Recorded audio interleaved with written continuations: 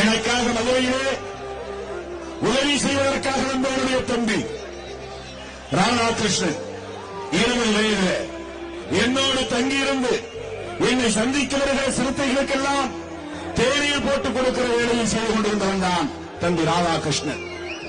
அவன் களத்தில் பணியாற்றிக் கொண்டிருந்த போது விபத்திலே மாண்டு போனான். இந்த இயக்கம் வளர வேண்டும் என்பதற்காக, தலித் மக்கள் தலைவர் வேண்டும் என்பதற்காக என் குடும்பத்தில் என் உடன்பிறந்த தம்பி ஒருவன் பலியானான்.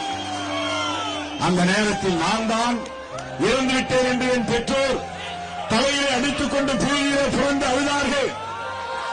மதுரைக்கு போனான். அரசு ஊழியராக பணியாற்றிக் கொண்டிருந்தவன் சாதி வெறியர்களால் படுகொலை செய்யப்பட்டு விட்டான். திருமாவளவரை யாரோ கொன்றுவிட்டார்கள். திருமாவளவன் செத்துப் போய்விட்டான் என்றுதான் என் தந்தைக்கும் தாய்க்கும் தகவல் போனது.